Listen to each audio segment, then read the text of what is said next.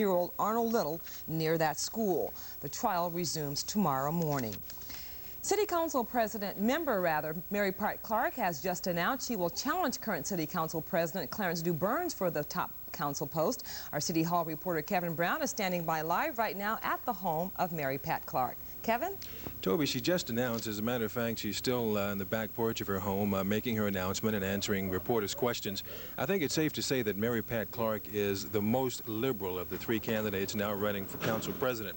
Now, in her announcement a short time ago, she said that education will be the main issue of the campaign. That comes as no surprise.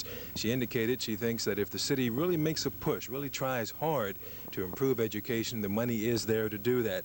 She also mentioned the fact that she thinks the votes of city council committees should be held in the open. Council committees really don't have a vote now. They more or less circulate petitions and sign on those who are in favor of a particular bill. She thinks they should take votes in open session. Of course, the council president is also the president of the City Board of Estimates, which handles all contracts in the city, and she feels that the Board of Estimates should do more advertising in advance so that the people of Baltimore, the taxpayers, will have a better idea of what kinds of things the Board of Estimate will be involved in. Overall, she says she thinks while the city has made progress, the city should now turn away from what she called the concrete items and worry more about its people. She mentioned the aging, she mentioned the aged people, she mentioned students, and she also said she'll be waging a grassroots campaign. Mary Pat Clark officially in the race. Toby? Okay, Kevin, thank you. And yet another candidate is vying for that top council post. Former City State's Attorney William Swisher made it official this morning on the front steps of his mother's home.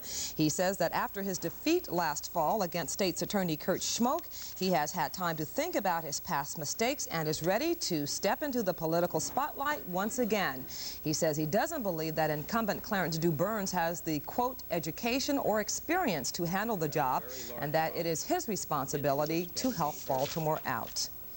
A West Baltimore insurance broker has been named Judge Billy Murphy's campaign manager. Wesley Hairston was one of a number of Murphy for Mayor staffers announced today.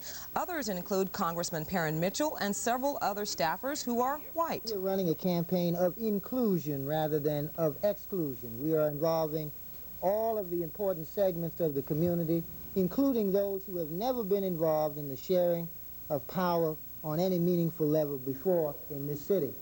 This was only the second time Murphy met with reporters since he announced his candidacy almost a month ago. And before reporters finished their questions, Murphy was off to another appointment.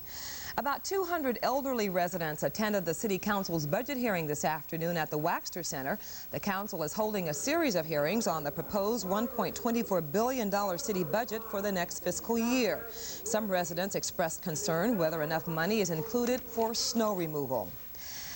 Ahead, tonight's Target 2 report looks at last year's pro cycling bike race. Also ahead, more flooding worries for residents in Utah.